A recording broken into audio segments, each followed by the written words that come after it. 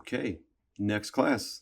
Welcome. Today is an interesting class because this year, 2025, this was senior cut day. So we were missing a bunch of students today in class. So it's a good thing I'm recording this so they can watch it. And I'm sure they will all make up their work and be ready to go when they come back. Okay, so of course, starting every day, cell phone in the caddy. We had done those geologic timelines. I had laid them out in the back of the class and let everybody go and look at them and see if they spotted any inconsistencies or things that they liked or ways they could improve their own. So we did that, and then we sat down, and then we took some more traditional notes. So what I did in this slideshow is anything you needed to write down, I did in a red font. So here we go. So last class we had defined the spheres of the Earth as definitions. So today I just wanted to go over some facts about them. So facts about the hydrosphere. The global ocean covers 71% of the surface and is about 97% of the Earth's water. 97% is contained in the oceans. The remaining 3% is what's in the lakes, rivers, streams, glaciers, and underground. So, but that 3% accounts for all the fresh water we need to survive, as well as being responsible for sculpting many of our planet's landforms. Some of our, like the Grand Canyon and the Water Gap in Pennsylvania, New Jersey, and things like that. That's all from fresh water. The average depth of the oceans is about 3,800 meters, which is just over 2 miles. And then we moved on to the atmosphere. So the atmosphere seems, when you look at it, it seems like it extends a great distance into space. The boundary, I guess technically the boundary between being in the atmosphere and being technically in space is at around 100 kilometers, which is 62 miles.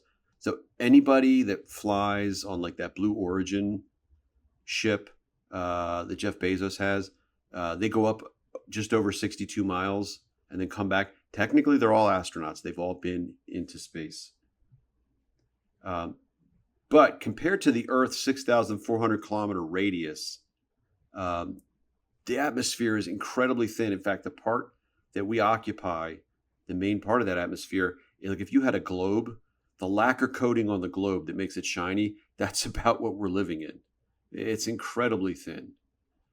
And half of all the atmosphere, so that's half of the mass of it, is all under 5.6 kilometers or 3.5 miles. And there's just a picture showing you, like, you can see that blue is going up farther into space. So you have some atmosphere, but it's so thin. It's like the atoms are so far apart. It's, they're barely noticeable. So yeah, all of life is contained within this tiny, thin strip there just above the ground. Okay. The atmosphere not only gives us the air we breathe, but also protects us from the sun's dangerous ultraviolet radiation. The energy exchanges between the Earth's surface and the atmosphere, as well as the atmosphere and space, create the effects we call weather and climate. And then we move on to the biosphere. The biosphere includes all life and is located near the surface. Most of the ocean life is concentrated in the sunlit surface waters of the sea. Most life on land is on the surface, with tree roots and burrowing animals reaching a few meters underground. Flying insects and birds can get up to like a kilometer or so.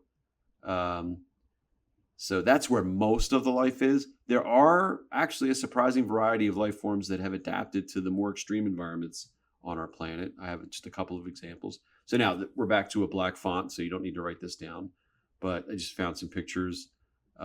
These tube worms live near a thermal vent where the temperature is up to 700 degrees Fahrenheit, and there's no sunlight down there. This is really deep. And I got this picture from Newsweek. That's life that's processing minerals down there and living like that. We also have thermophiles. I believe this is in Yellowstone. And these different colors are from bacteria that are living in these hydrothermal vents in volcanic areas. And those temperatures are 200 degrees Fahrenheit. They're pretty hot. And then my favorite, able to adapt or able to survive in almost any environment is, of course, the tardigrade, aka the water bear.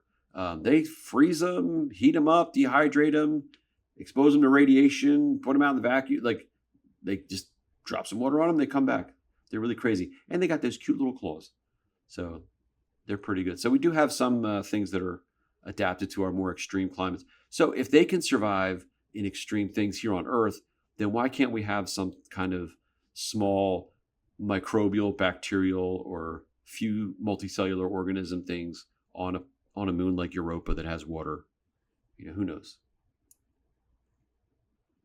I guess we can't go there because we got warned in 2010, The Space Odyssey, not to go to Europa. Movie joke there. Okay, the geosphere. So that's the Earth. That's going to a depth of 6,400 kilometers. But all of our study pretty much takes place at the surface. We use models and estimates of the interior. Those are done with indirect observations using earthquake waves and gravitational measurements and magnetic observations of our magnetic field to figure out what's going on down there. But we don't have any direct way to look at it. So that leads to story time. I know you guys love story time. So here's the story. This story is called Once Upon a Time, Some Really Dumb Scientists Tried to Drill a Hole to a Layer Between the Crust and the Mantle.